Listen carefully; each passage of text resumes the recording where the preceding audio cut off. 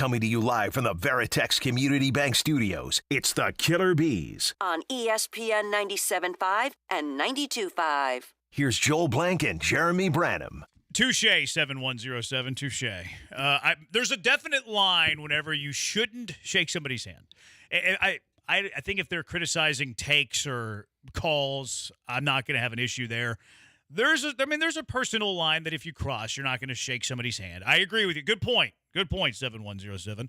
I'm not going to say what it is, but good point. 6860, you do the handshake, but you do the presidential handshake, grab his hand real hard, and pull him into you real hard to show him who's the boss. I've seen multiple NBA players do that to hecklers in the stands. Yeah. They call them down after a game and say, hey, man, all good fun, shake my hand, and then just crush the living daylights out of a guy's hand. Or Mikhail taught me the one where you pull the short of a necktie, the back piece, and it kind of like tightens around their neck really, really quickly. And he's like, you shake their hand, and then you start pulling on that thing behind the guy's tie, and he realizes real quick this ain't great. Yeah, that's not a bad move. That's a veteran move. Savvy, yes. It's a very, very veteran move. All right, 713-780-ESPN. Is the Astros front office Crane, Bagwell, Jackson, Cabell? I think Dana Brown has a little bit of influence. But is the Astros front office more Bill O'Brien, Jack Easterby, Houston Texans, or more Jerry Jones, Dallas Cowboys? I really love this question because I think you can go either way depending on your perception of what's going on. For me, of the two scenarios, like I said, I could see both playing out. I'm going to say the Cowboys because I was thinking about this morning before I even saw this, in the fact that everybody's always quick to talk about the Jerry Jones kind of deal as it relates to, the Astros. But they're so similar in so many ways because when Jerry Jones took over the Cowboys, he got Jimmy Johnson and then he stayed out of the way. And Jimmy Johnson, was integral in all the different guys that they got and the moves that they made and building the team and winning the Super Bowls. And at a certain point, he was like, I could do this too. Then he butted heads with Jimmy. He wanted things done his way. He got his own people in.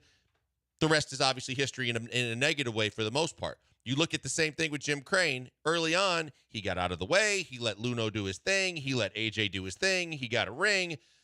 They went through what they went through. Then, of course, they get into the World Series, and all of a sudden now he doesn't like the analytical general manager, and he's going to get guys that are going to do it his way, and he and his buddies are going to run the show. I think it has a lot of similarities from that standpoint alone because Jerry Jones ended up being the general manager as well as the owner. It seems like the perception is, ask Keith Law, that Jim Crane's the general manager of this team. There's a ton. I think there's too much synergy there for me to go away from that one. Yeah, I think you can make the case for both sides. Chandler on Twitter says Jerry Jones, Jim Crane 2.0, bro. I'm going to go the other way. Now, and again, I think you can make the argument both sides of this, but the reason that I'm going to go the other way is because I feel like Crane has been fooled by someone he's putting too much faith into. Cal McNair was fooled by Jack Easterby. Right. Jack Easterby came in there. He curried favor with Cal McNair. He made Cal McNair very impressionable to everything he was saying. He could do no wrong. And then he all of a sudden had all of this influence, all of this control, all of this power that he never was capable of having. Like, it was ridiculous. He was never qualified for that. That, to me, is where Jeff Bagwell comes in. The Houston Astros had won 2 World Series. They had literally won the latest World Series, and they were basically firing James Click as the parade was happening. And why? Because he was being influenced by Jeff Bagwell over the general manager that just won you the World Series. And then you see some of the things that played out. That year you had the William Contreras thing. People say it was Dusty Baker. You fired the GM. You didn't hire Dana Brown until after the offseason was over. You made some questionable moves. Everybody liked Jose Abreu at the time, but that looks awful in hindsight. Rafael Montero was a contract given there. And then, okay, well, how much influence are you giving Dana Brown? You fast forward to, like, this past offseason. How much is Michael Brantley's one that you always say. Like, Jeff Bagwell this past offseason, how much influence did they have? Why did they go sign Hader? Was it Dana Brown saying that after being like, we're not going to be at the top of the market, et cetera, et cetera? So Jerry Jones never really had that guy that was influencing him. It was just like, I'm so ego-driven, power-hungry, I'm going to take this all on my own, and I'm going to be able to do it. I think there was an element when Crane had that thought, but I almost feel like he's been, I don't want to say brainwashed by Jeff Bagwell, but he's given Jeff Bagwell way too much influence, really for no reason. See, but I think you can say brainwashed because I think that Cal, for a lot of people's perception, was brainwashed by Jack Easterby. He came in buying the bill of goods that Jack was selling. Jack didn't have the resume. Jack had a whole lot of out of hearsay to say that I know these guys and I know how they do it, and I'm going to be able to talk to these people and do these things. And then the more moves you saw, the more it just was a bumbling buffoon that didn't know, that was acting and basically turning your entire organization upside down. Dallas didn't have what Jim Crane has in terms of Bagwell and others. Jerry had his son, and Jerry had his son involved in everything too. And I don't know that his son had any more experience than he did. But I feel like Father Jerry Jones, I don't think he was influenced by his son, though. I think he gets Steven's opinion on a lot of things. I think so now. But back then? like the moment whenever he was like, all right, Jimmy Johnson, see ya. That was personal. That was him and Jimmy, period. And then he took over the reins, not having the general manager. I don't think he was being influenced that much by Steven then. You're probably right. Because Steven was still trying to find his way. It's kind of like Tillman with his son Patrick. Is Patrick going to be on the basketball side? Does he want? They're going to figure it out eventually, and I think they were figuring it out early on what Steven's role would be with the team.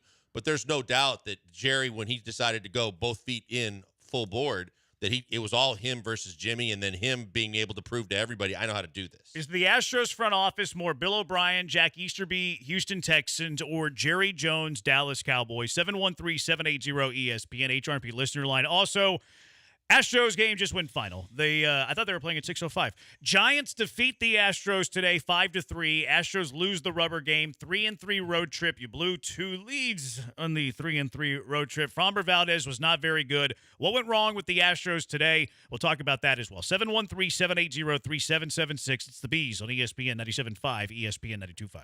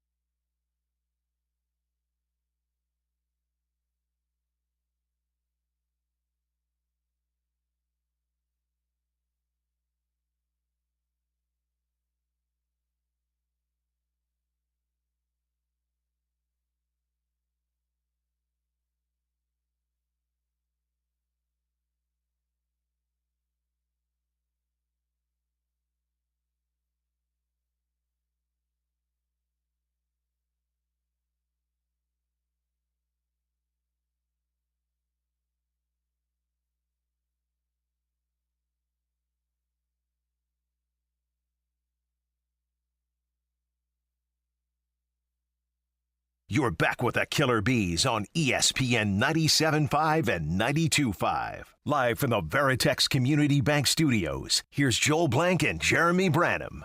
Astros fall in San Fran in the rubber game 5-3. They go 3-3 in this road trip. They blew 2 games. It stings. You win today, it would have been all right. Like 4-2 road trip, that's cool. You did it without Kyle Tucker, that's cool. The 2 games you lost were games that you should have won. I guess that's like tolerable. 3-3 just doesn't feel good. Nope. Doesn't feel good. Astros do have Detroit and then Chicago, so 6 in a row against them.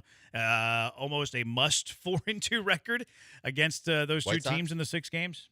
Detroit and then the White Sox, yeah. The White Did I say Sox. Chicago? Just Chicago. Yeah, White Sox. Yeah, Detroit, then they go to the White Sox. Okay. We'll get to what went wrong with the game. I mean, Blankers and I are working. We didn't watch this game at all. We had no idea what was happening in this game. We didn't have our eye on it whatsoever. That's why we thought it started at 6:05 because we didn't know it was going on.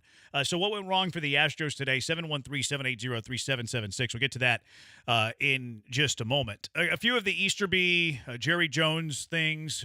Someone asked, well, how are they different? I think the Jerry Jones-Dallas thing's different because that's more ego power, whereas the Easterby impact on the Texans was more like someone grabbing control that had no business of having control. Quite frankly, maybe it's both. Maybe it started off initially as Jerry Jones-E, where I have the ego and I'm going to have this power. And I mean, the sign-stealing thing played a role in this too. Like, I see what you guys are doing. I'm capable of doing this too because I played college baseball. And then maybe the Easterby effect of Bagwell came later, where it's Jerry Jones initially, and then Easterby's wave came on through, represented and symbolized here by Jeff Bagwell. I think it really is both because of the fact that the more I think about it, the more Jim Crane, when he is the leader and been so successful in doing so of companies in the business world, that's kind of the way he is the dictator. He's the commander in chief, and he's not afraid to tell anybody anything.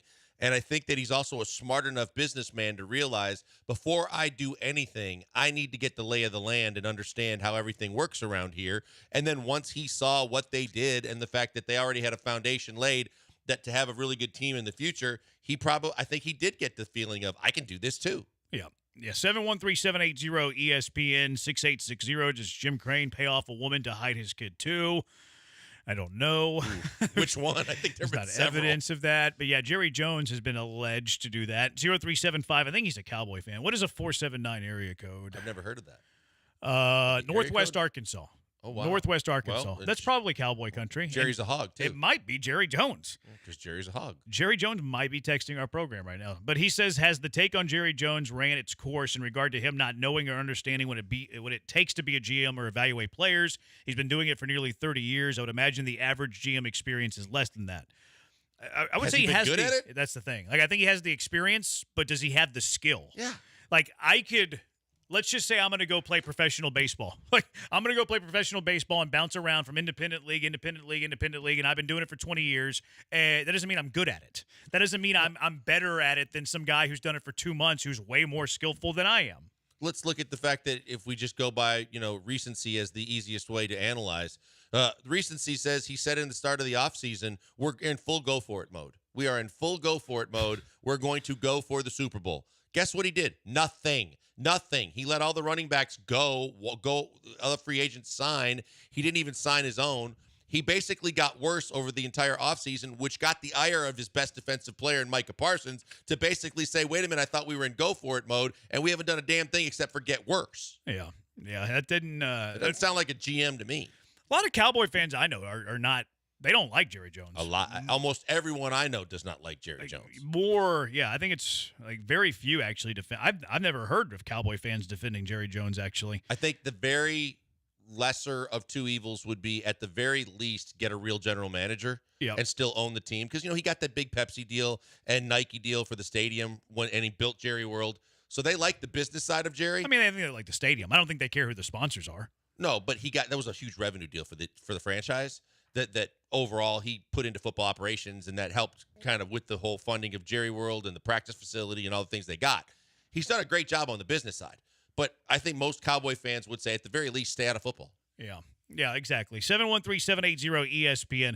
So what went wrong with the Astros today? 713-780-3776. 2180, things that went wrong. Fromber didn't do his meditation exercises. Alex Cintron still exists. Let's break that up a little bit. First off, why does what's Cintron getting catching strays here? What did he do? Why is he getting dragged for the hitting? Yeah, maybe he's not. Well, he's a hitting coach. He's not doing his job as a hitting coach, I guess.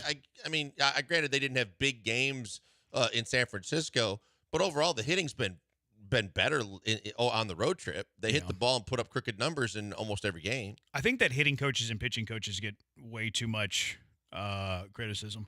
Like everybody, Murphy and Miller are terrible. Okay, well, Taylor Scott and Seth Martinez have sub-2 ERAs. What about those guys? Do they help those guys? They can only the only influence, like fans think that the only influence that a pitching coach and a hitting coach have is whenever guys do poorly. Whenever a guy has success, they never get credit. Right. Well, at the same token, do you think that they were responsible and the main fault for Framber only throwing 37 strikes out of 59 pitches today? That's brutal. That's awful. A lot of the text line, and we mentioned that text there too. He got a bad call in the second inning, and like they're saying that he never recovered from that. I'll have to go back and watch the. There's a guy that I want to give big money to. He still can't handle things emotionally on a one call that could get him the wrong way. There's no chance they're going to give him contract extension. You can't throw money at a guy like that gets sideways so quickly. Somebody will give him a big deal. Oh yeah, somebody else will. Somebody will give him a big deal that doesn't watch Framber Valdez pitch every single game. 7-5-8-4 Singleton and Abreu a combined 0 for 7. 0 for 7. Did Abreu not have 4 at plate appearance? Nope, he didn't. Last night, though, Singleton had 2 hits and a walk, was on 3 times, made a good defensive play. So yeah, I mean the first base production has been poor though. Oh, no question about it. Singleton's your better or worse option there. 649 OPS at first base isn't ideal. Look, if I gave you the choice right now of Singleton and Abreu or Loperfido and Cabbage. Cabbage. Cabbage is hitting all right. Cabbage 267 average. Got picked off, but he got a hit today. 267 average, 667 OPS ain't great, but it's better than Singleton. No, I would go Cabbage there. And Cabbage gives you some athleticism. Mm-hmm. Now, it's not great when you use that athleticism to get picked off. There was a critical moment. I peeked in the corner of my eye. Abreu was it in the eighth inning? Victor Caratini had a leadoff single. Yep. Astros are down 2 runs. Espada doesn't really have an option. Like, you would think there, if you have a lefty off the bench, maybe you could pinch hit there.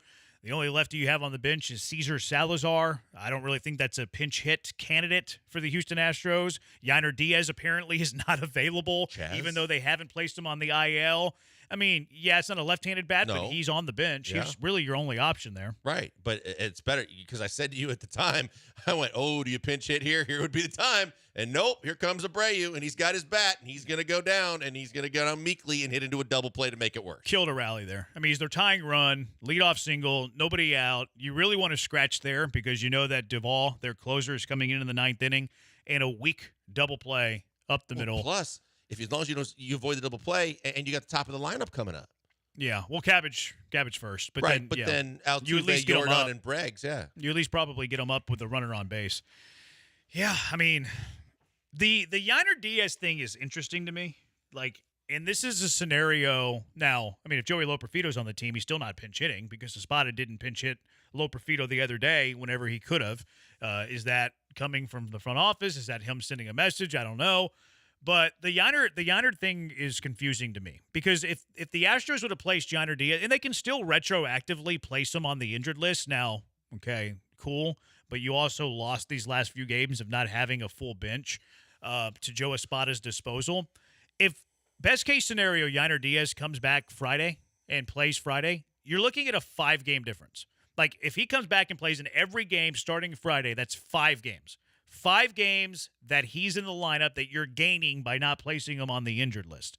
The negative of doing that, though, is you have nobody on the bench. You had to send down Joey Loperfido, which looks like an embarrassing thing. Your manager's out there saying there's so much opportunity for Joey Loperfido to play, yet he can't play defense ahead of Cabbage. He can't get a pinch hit against Singleton. They'd rather have Jose Abreu against a tough righty than Joey Loperfido, and the only time they use Loperfido is to pinch run for the slowest runner in all of Major League Baseball. So what is more valuable? 5 games of Yainer Diaz, or you keep Joey Loperfido, you have a full bench, and the added bonus knowing that Yainer Diaz won't be rushed back, which, spoiler alert, this team has had a history of rushing guys back, and these are the kind of reasons why. Well, we don't want to look stupid for not placing Yainer on the injured list. We know that we need to get him in a game before he would have been eligible to come off the injured list, so let's stick him in the lineup. He might not be 100% yet, but we can't look stupid. Like, I'm almost always, if a guy's going to miss 3, 4, 5 games, I am always just put him on the injured list. Let's err on the side of caution. Let's make sure we're not rushing him back. Let's make sure he's not rushing himself back because there is there's literally a rule where he can't play this amount of days. I hate the small hill to die on. I understand that. I just don't understand why they kept Yainer Diaz on the active roster. Well, and the question then becomes the difference of a year ago when Dusty would say, what was he always saying? When we know he's completely healthy, we're still going to give him an extra game to make sure that he's okay. No one's doing that this year. No, I don't like they tried to wait for Tucker. Yeah. Like they didn't place Tucker on the injured list And he was immediately. in a walking boot for like 5 days. He's on crutches.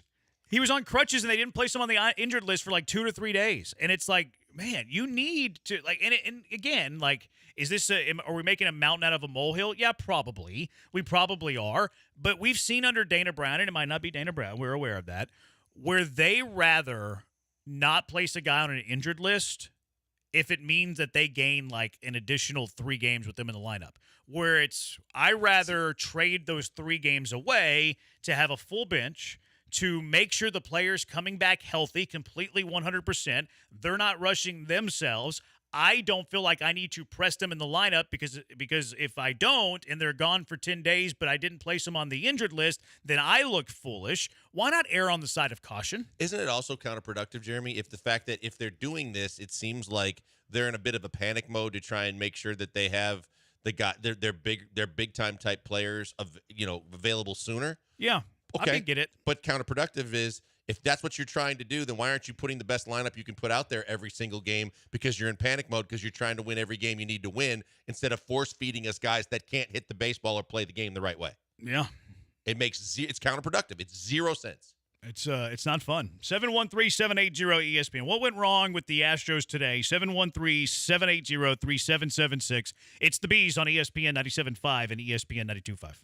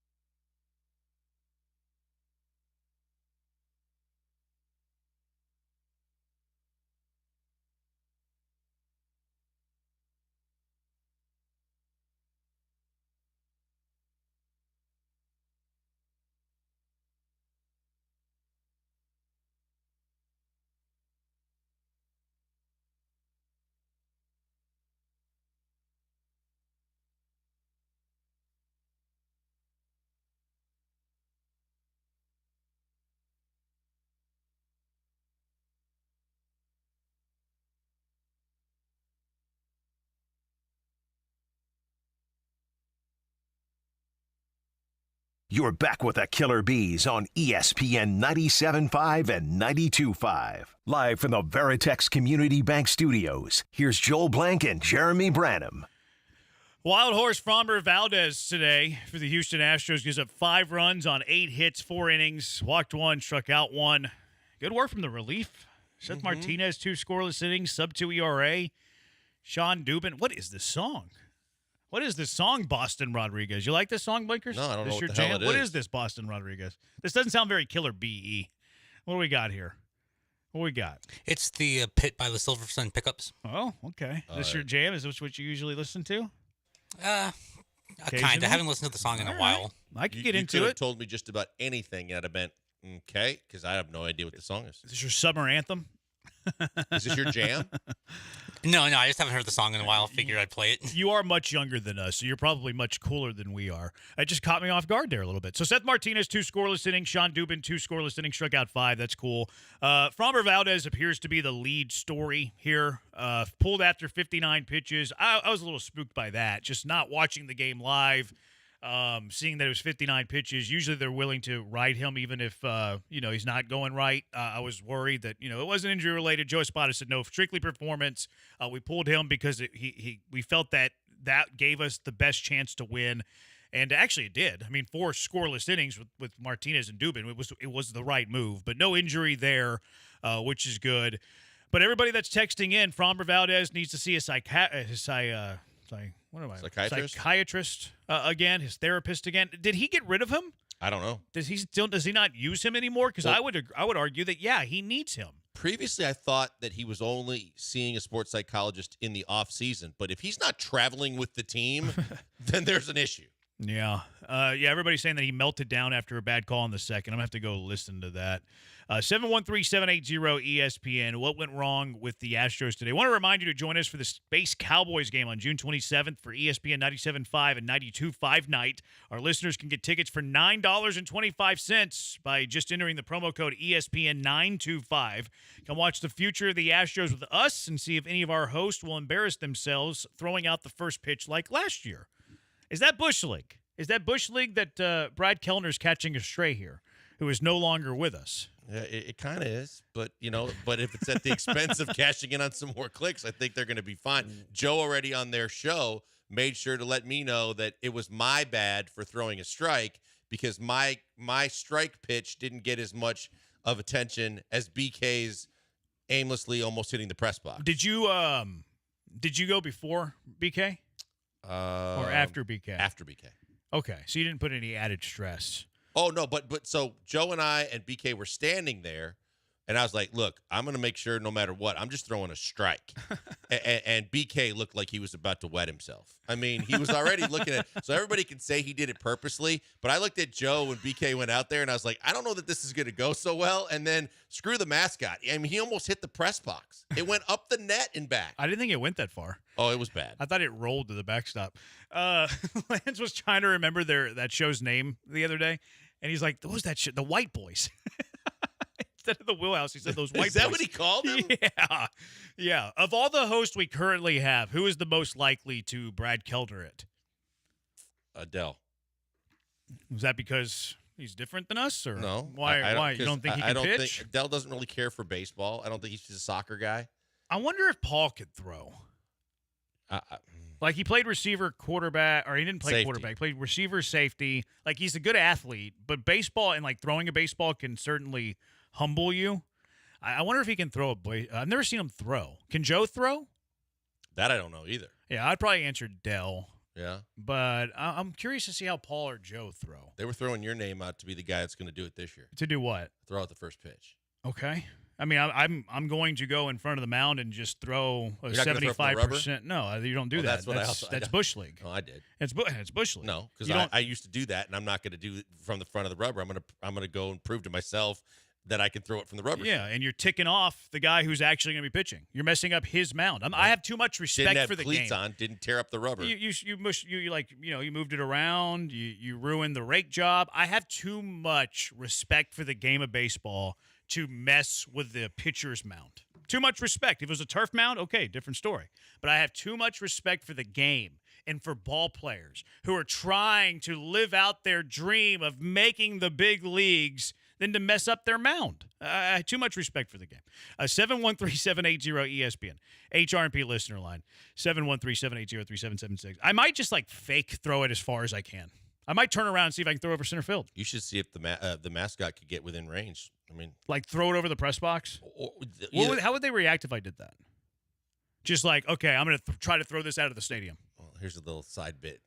You don't use one of the baseballs they use. That's fine. That's better. So that's what's better. So you could do that and they wouldn't care. I might do that. The only problem is if you throw it, it is because they have a lot of foul balls that go literally out of the stadium. Yeah. There's a parking lot behind the I don't stadium. think I can reach the cars, though. I mean, I've been there a few times doing games there. I don't think I can reach the cars. I'm not sure I could clear the press You could box. hit somebody. That's a good point. You could hit somebody because it's right directly, you're going right behind home plate. Yeah, and there's going to be, an entrance there. And they're probably going to sell out with us being there. No question. Yeah, so there is that. I might have to reconsider. All right, 713-780-ESPN. What went wrong with the Astros today, in which ESPN host is most likely to screw up a first pitch, similar to Brad Kellner did the other day? Joe writes these reads, and he's throwing BK under the bus. 4488, Dubon let a few balls go over his head that I think Myers gets to. Again, we have the TV here. We're watching it out of the corner of our eyes. There was a couple of balls that it's hard to tell when we're watching it out of the corner of our eyes and not live if we feel like Myers had a better chance. What did you think? Yeah, the one that was in question to me didn't go over his head.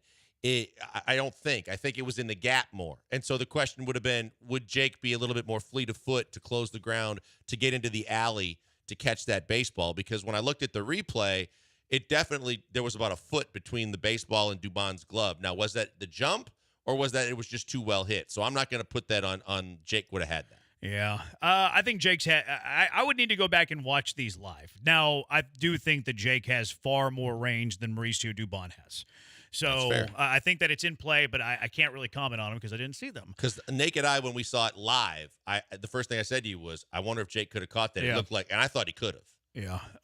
Somebody texted in and said Lance, but he's liable to get hurt. That's a great point. He might very true. sprain his ankle walking. He might sprain his ankle on the grass cutout, the lip of the grass. He's the guy that should not go up on the mound because just the distance between ground level and the top of the mound is a danger zone for Lance. What's more likely, that Lance would trip on the rubber or the foul line? I would say the slope of the mound. I'm worried about him in that foul line. Aggie Matt, do they keep Montero to save face for Bagwell? I think that the money and the luxury tax would trump Bagwell. Although I am blown away with how much trust Jim Crane has given Jeff Bagwell. It shocks me Jim Crane's a self-made probably billionaire. He buys the Astros. He hires the right people. He builds them from literally the ground up to a two-time World Series champion. And the amount of value that he gives to Jeff Bagwell building a roster blows my mind. It's crazy. I never thought anyone could come close to the way the Texans just absolutely handed over the keys to the organization to Jack Easterby for a couple of years. But to see what they've done with Bagwell, I get it. He's a Hall of Fame player. But overall, from everything that you hear and see, it is kind of amazing that a very smart businessman that had really smart general managers decided to go this route. Yeah, you wouldn't expect that from somebody who has had the business background and even some really good years as the owner of the baseball team. Even if you were to poll the city right now, even right now today, who is the best owner in Houston sports history? I think Jim Crane probably takes that vote. Les Alexander would be close. I think Crane takes the vote. He might. Even though this year has been very painful. We talk about the back of the baseball card too. What's the front of the business card look like for Jeff Bagwell? He's the minor league hitting instructor when you send Abreu down. He's the part-time color analyst on television. He's a radio analyst. He's what is his exact title? Something vice president of baseball. Community relations, I think. Community relations or assistant to I don't know if he's the assistant to the owner, but he has a baseball operations title too. I mean, you run out of space on the front of a business card if they passed him out with all the different titles that he's filling. It's like he's in the minors. It's insane. I do think Dre says Crane's refusal to pay out in DFA Abreu is hindering the team. Crane is a tightwad in all capital letters. The moving on from Abreu isn't about the money. They owe Jose Abreu money regardless. This to me is more about pride and admitting fault. I do think that it is coming though. if Abreu, and look, I think Abreu actually showed some life in LA. He did not in San Francisco. And then he didn't have a very good day today. I think that he's going to get DFA'd by the end of the month if he does not show more life than he has shown you. Yeah, we guesstimated, and I think we're going to be pretty close. I think that between the end of the month, July 1st, right after July 1st, between July 1st and the middle of July at the very latest, he's no longer an Astro. You just can't keep throwing him out there. You can't throw him out there and watch a guy playing Major League Baseball and can't catch up to anything thrown his way for the most part. I don't care about the occasional home run. Everybody runs into a fastball every now and then. But he looks overmatched. Yeah, he does. Can't we just move Diaz to first and make Caratini the full-time catcher? I would love that. Fine with that. I think it would be the best for multiple reasons. I think it's your best 9. I think it helped Yiner offensively. I don't think Yiner has taken very well to the rigors of being an everyday catcher. 9681, another Fromber meltdown. Anyone else tired of his pouting during the game when calls don't go his way? You can see it every time something goes wrong. He's soft. He really should have kept the psychologist. It's frustrating. It's extremely frustrating to watch a grown man, a professional athlete, and a guy that has really above average abilities in the game, that's had success within the game, be affected negatively that quickly. Because it's not normally anything more than one pitch call or one play, and he is just gone.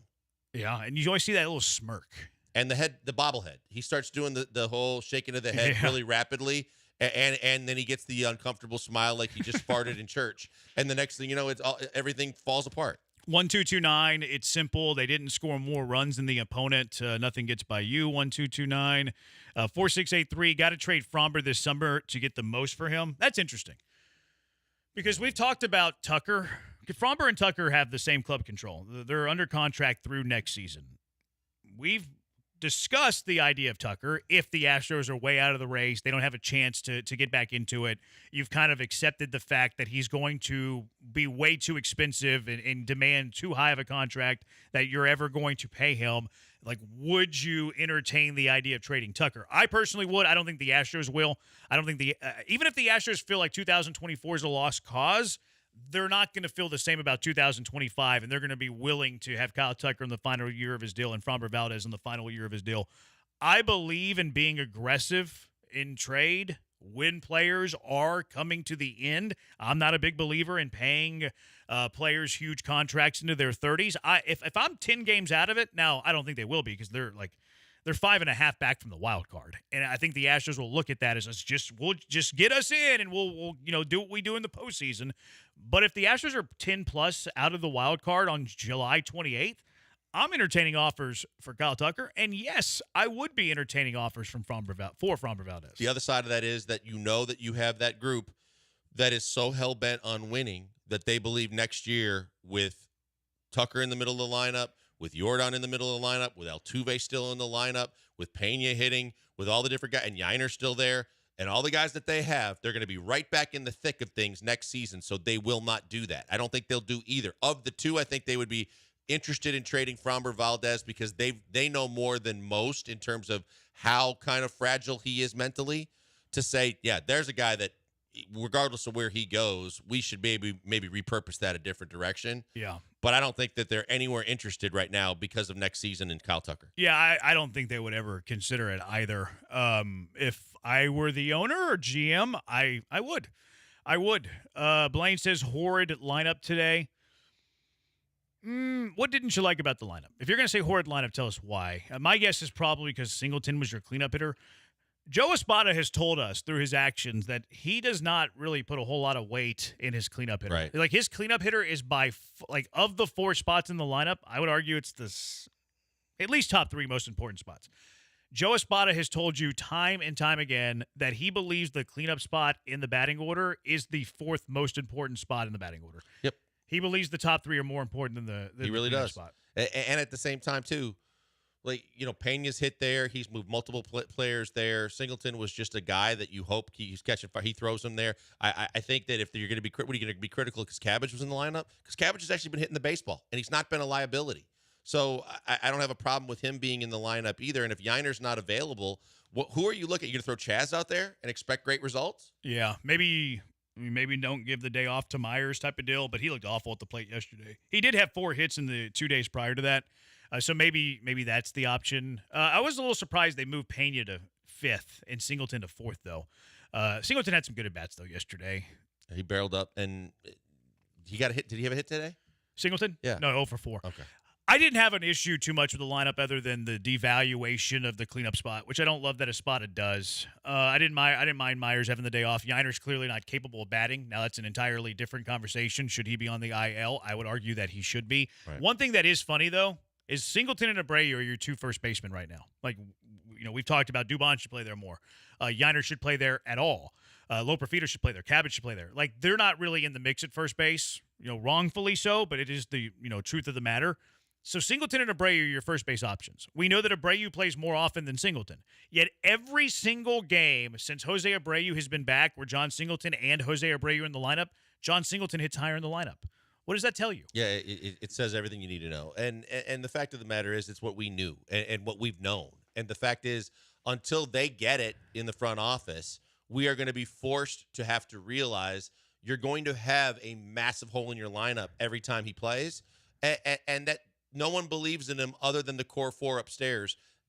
And it's ridiculous that right now, chasing the Mariners, chasing 500, chasing a playoff spot, you're still putting up a subpar lineup and starting behind the 8 ball before the game even starts. Yep. 713-780-ESPN. We'll get to your reaction, your questions. What went wrong with the Astros today? Also, Chris Sims always has some doozy takes when it comes to quarterbacks in the NFL. What was his latest doozy of a take? 713-780-3776. It's the Bees on ESPN 97.5, ESPN 92.5.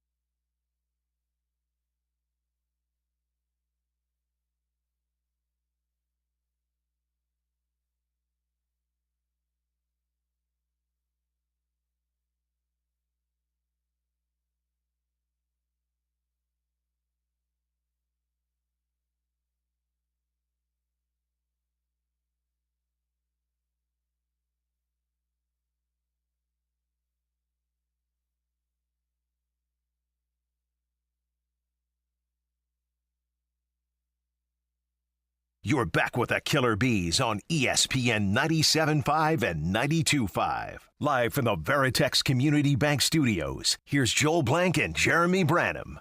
It's the Bees, ESPN 97.5, ESPN 92.5, 713-780-ESPN. What went wrong with the Stros? Get to the Sims thing in a minute. 8576, Astros didn't have any J-Bar M. That's what went wrong. Bees didn't either. Nope. Killer G's put themselves on a pedestal, ate it all. Didn't leave any for the Bees. And then on top of that, they left their trash for us to have to deal with. And trashed us before we even got here. Yeah, I didn't hear that part. I did. Yeah. Firsthand. Yeah. And I called them on it when I came in. Oh, did you? What'd they say? And they were like, oh, well. They played dumb? Yeah. They do that very well. They do it a lot. I don't think Paul plays dumb. Paul will own his stuff. Now, Joe, on the other hand, might play dumb. Joe was the leader on all that, too. He might be. What are you talking about? You know what we're talking about. But they both use the Angry Bee moniker. It's not a bad one. I don't mind it.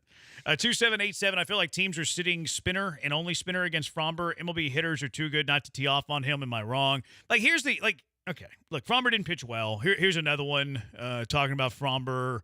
Fromber went wrong. I just don't think he is good. That was from Kyle.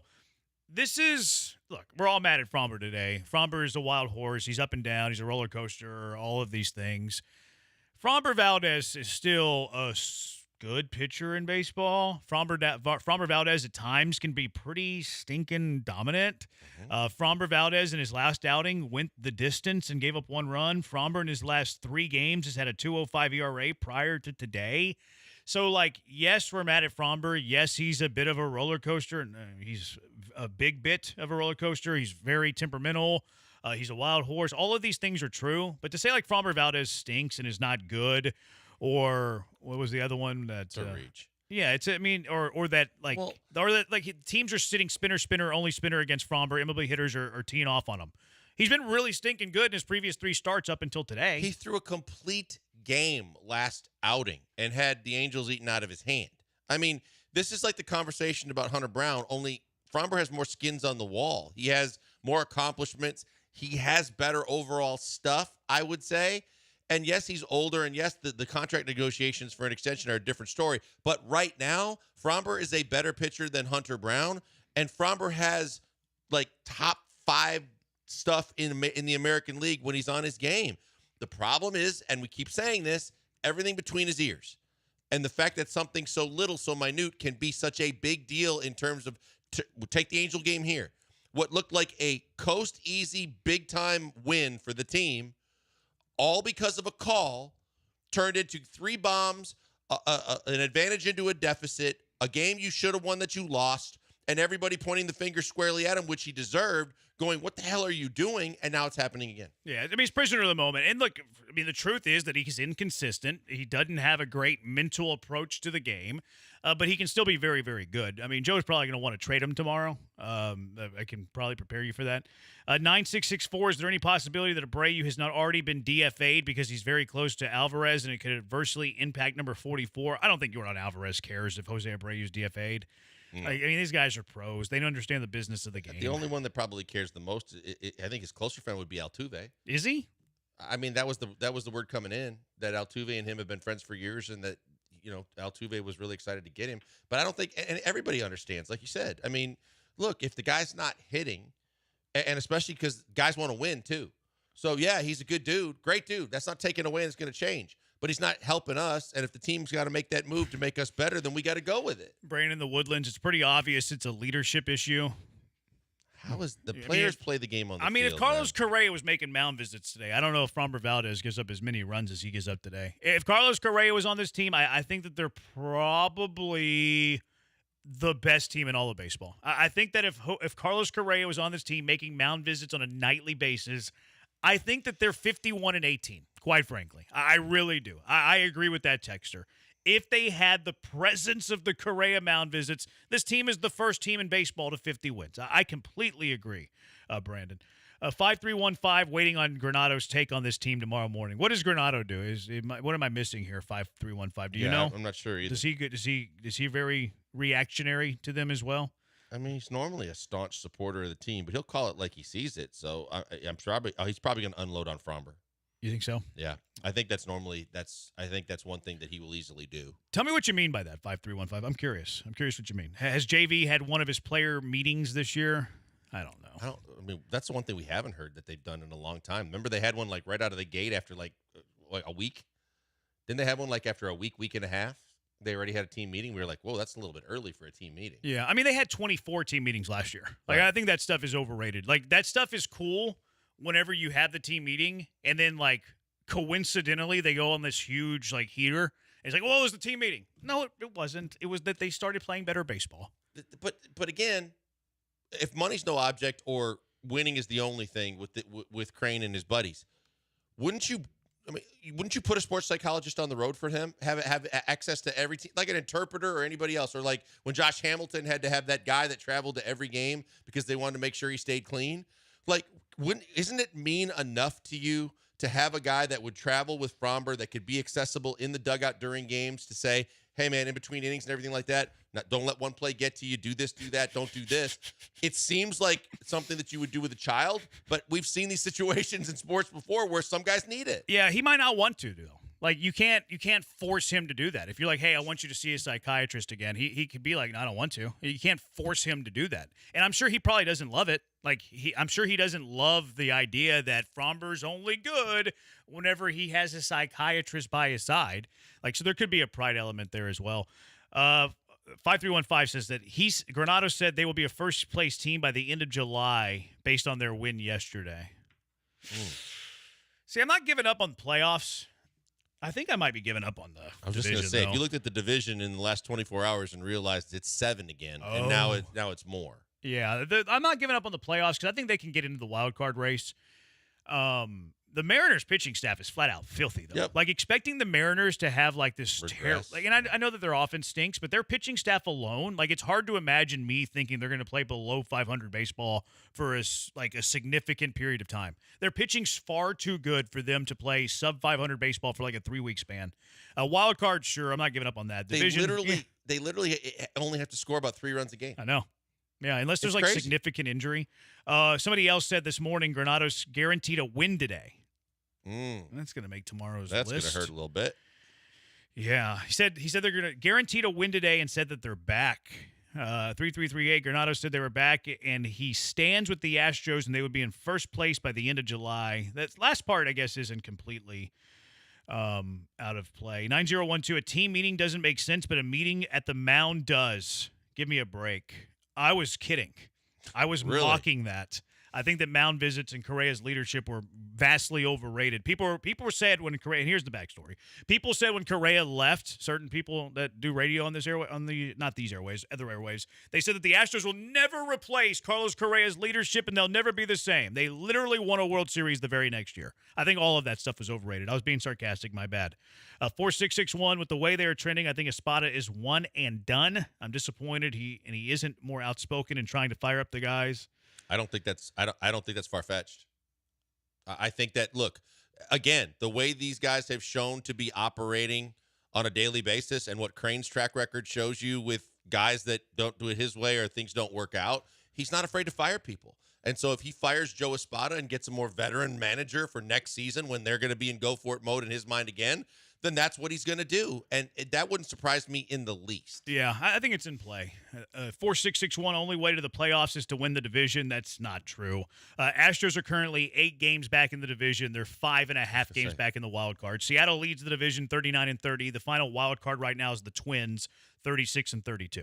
The only way to the playoffs is not the division. The worst wild card team will have a better record than the winner in the AL West. 5315, and Granado's not worried about the Orioles coming to town. Granado must have been feeling really strong. Maybe he played golf with Bagwell yesterday or something like that. Yeah, or Crane himself. Maybe so. He's got that kind of pull. Big art at this point. I look forward to the Astros playing spoiler late in the season. I could not care less about the Astros being a spoiler. Me either.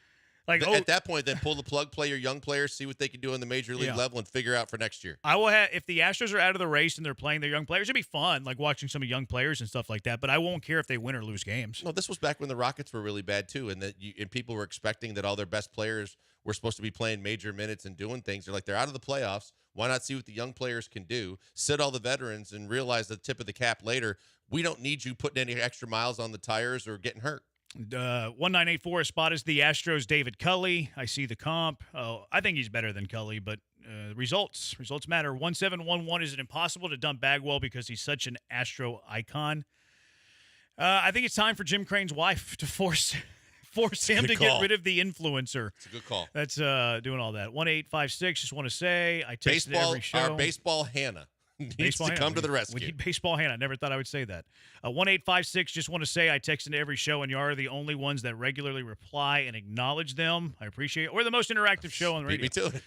There you go. Only a future homeless person would bet the house on the Mariners to win the division. I don't think anybody did. But if you're looking for a homeless person, I have a Twitch full of them.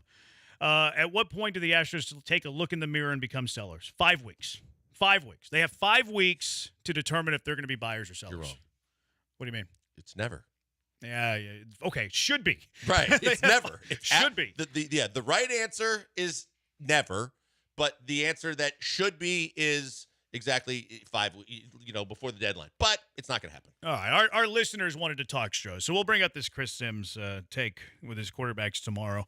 We'll forward tease it, though, saying that he didn't have C.J. Stroud as one of his top 6 quarterbacks. I saw that. DJB Anime said the same thing. We'll kick it around tomorrow. 713-780-ESPN. Car wreck of the day. What is your car wreck of the day? 713-780-3776. It's the Bees on ESPN 97.5, ESPN 92.5. I'm always thankful for General Ben, but it's especially good for days like today. It's raining. You're not feeling great about your sports team. Really don't have anything to watch tonight. Yeah, I know there's basketball, but how much interest do you have in that? I got General Ben. I love General Ben. General Ben's the best. The vodka, best in the state. The gin, best in the market. The bourbon, the double platinum winner at the prestigious Ascot Awards. General Ben uses their innovative, revolutionary technology that eliminates impurities for the cleanest, smoothest spirits you will ever taste. One of the impurities it eliminates, the heavy alcohols, kind of like the stuff you use to clean up a cut. That's not in General Ben. It's smooth, it's clean, eliminates the burn. Don't labor through your drink. Enjoy it, savor it, and you can do that with General Ben. Head to the General Ben tasting room. We're going to be out there June 20th, a week from tomorrow. We're going to be there doing shows live. The Killer G's, Killer B's, broadcasting live from General Ben a week from tomorrow. So put that in your calendar. Get out to the tasting room in Alvin. We'll be there. Head there anytime. Pick up some General Ben at the liquor store. Ask for it at your favorite restaurant, your favorite bar. If you're going to an Astros game soon, they have a General Ben kiosk right there to the left of the Crawford boxes. You can pick up some General Ben. People send me pictures of them in front of the General Ben bar there all the time. Also, General Ben coming to Kyle Field. In fact, the unveiling this weekend, they're going to be there at Kyle Field when George Strait comes on through. So if you're going to watch the King of Country at Kyle Field, stop by, get some General Ben there. They'll be there throughout the football season as well. Or you can just order it straight from the website. Head to generalben.com, learn the incredible story, and order straight from the site. Have it delivered straight to your door at generalben.com. General Ben, you'll love what's not in it.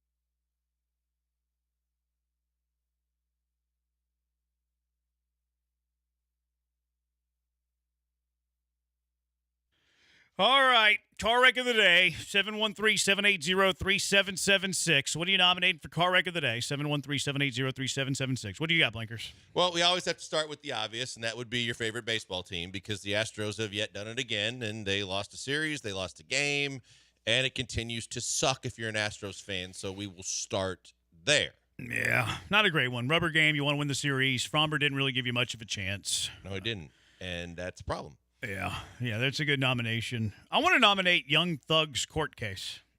I took a deep dive into Young Thug's court case today. Okay. Yeah, this is he's got really good acronyms, Young Thug. They've been playing like his album at like the court. Like they're using his rap lyrics against him, saying like these are like testimonials of your life and stuff like that.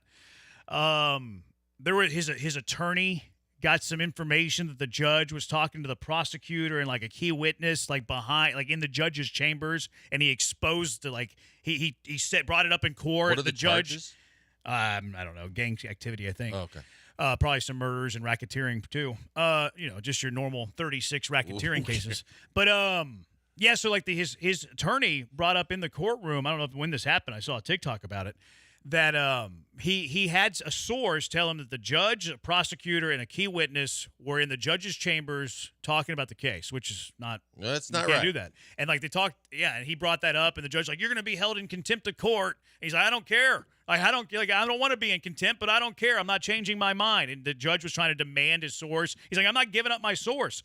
They sentence him to like 20 hours in prison to be served during the weekends, and the attorney's like, I'm doing it. I'm not giving up my source. So Young Thug's attorney is a real one.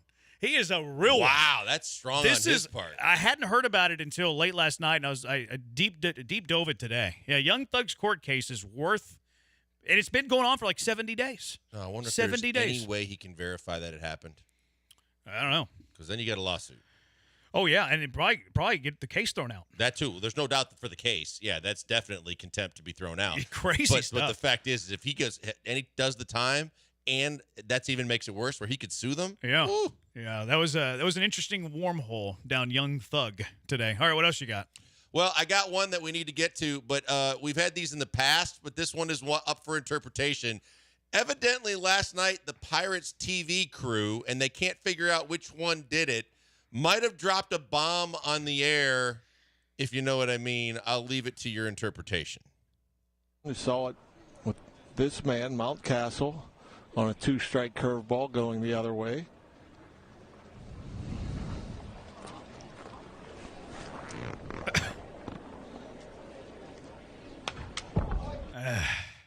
I listened to the chair. Was it because I've heard it before, and I know people on the internet are just dead set on the fact that he ripped one. I think it's the chair. I thought it was too. I think it's the chair. I don't think this happened last. Did you see the timestamp? This is not last Well, they night. were talking about it on ESPN this morning. Really? Yeah. The one that you posted? Yeah. The timestamp says 21. Well, I thought I got the right one, but This looks like during COVID times. I searched it. I searched Pirates TV announcer farts. Oh, maybe it was okay. Maybe you pulled up an old one, but it happened again. Okay. I bet you that's what happened. Yeah, because even McAfee was talking about it after they were talking about it on SportsCenter. Yeah, you pulled up an old one then. So this guy he's notorious? got a problem. Notorious, then maybe there is a problem. That's good that you pulled up an old one because now we know that it's an ongoing problem. This guy is a serial farter on broadcast. Can we identify which one it is, though? Because there's two guys and they're not on camera when it happens. But when a fart happens between two men, they both know the one that did it. They might not admit to it, but both people know the one that did it. Now, if it happens with three or more, now you have some gray area there. Yeah. It's a little but bit I of guess I innuendo. get car wreck of the day, too, because I didn't look at the time. Well, no, but I didn't realize that it, like, if they were talking about it on McAfee and stuff, and you pulled up an old one by accident, but yeah, the guy's a serial tutor. They were talking about Skeens pitching last night. He went 7 innings and didn't give up a run. And they said, but the bigger story within the game was the fact that the Pirates announcer dropped a bomb on the air. Serial tutor. Conor McGregor and Michael Chandler is in limbo. There's positivity nowhere to be found. I don't think we're ever going to see Conor McGregor fight again. I think Conor McGregor is done. What kind of state of mind he was in the last couple times he's in public, it's probably a good thing. Yeah, he looks like he's doing some things. Yeah. Mm-hmm. He's bouncing around. Looks like he's doing some things. Dre wants to nominate Mauricio Dubon's glove, costing the Astros the series. Not today, right? Just the errors, the two errors were the finale in the Angel series. Yeah, it was, though. right? Yeah, it was the 2 errors at third base after Bregman got hit. So unless he's saying that Dubon should have gotten to some balls today when Fromber was getting hit around, this would have been the finale against the Angels. Now, you could say that he cost him a winning record on the road trip, and that's true. He and Presley definitely cost the Astros that final game in Anaheim. Well, Dre, if it makes you feel any better, he probably won't get the Gold Glove this year. Dre says, why would McGregor ever fight again? I don't know. Why did he sign up to fight Michael Chandler? He needs to make money. Yeah, that's the other thing. To make $20 million? Why would any of these guys fight? To cash in. Did he sell the whiskey company, or he was contemplating it? Someone made him an something offer on that. Yeah. How much did he ever own of that anyways? I knew that he had an offer on the table that he was supposed to be able to cash in on, but I don't know.